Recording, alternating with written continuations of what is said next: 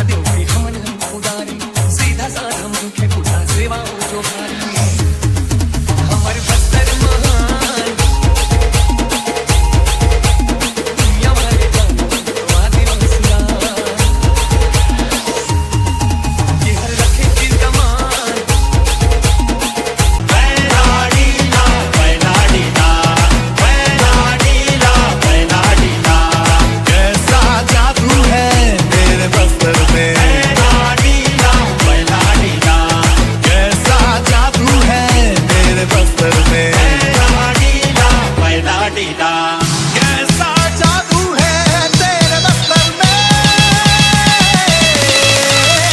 कैसा जादू है मेरे बस्तर में।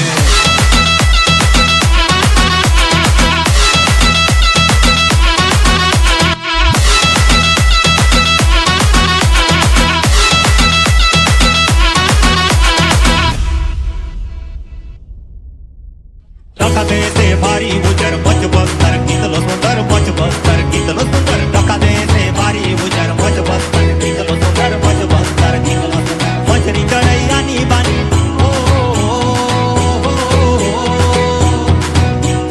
मछरी चढ़ई आनी बानी सियन सजन बड़े नानी सियन सजन बड़े नानी रंग रंग जो मनु कदा का कोई बस्तर रंग रंग जो मनु कदा का कोई बस्तर भाई दंडकार भाई निद्रावती सुंदर मजो तुमके सरन सरन आय तुमके सरन सरन आय माय बस्तर दीदा जो आदिवासी दीदा माय बस्तर दीदा जो आदिवासी दीदा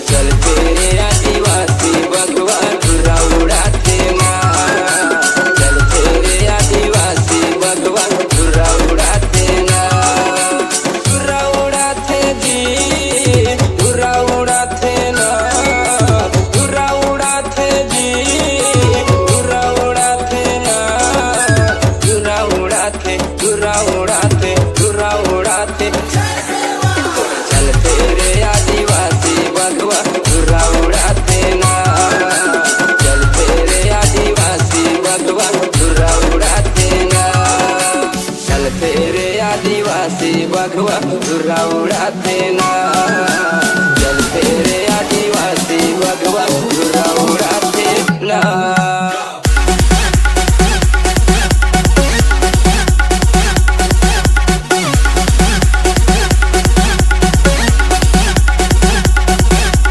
अक्षय विजुअल।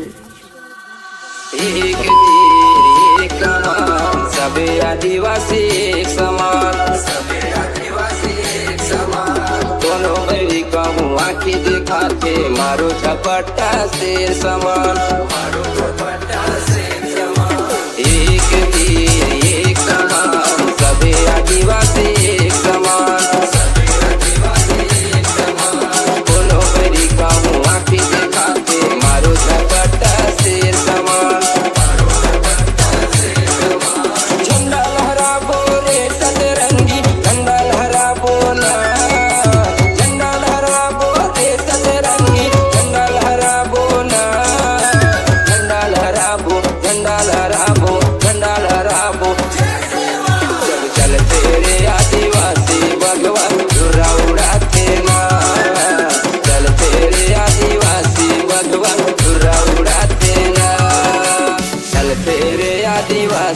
भगवा धुरा उड़ाते ना।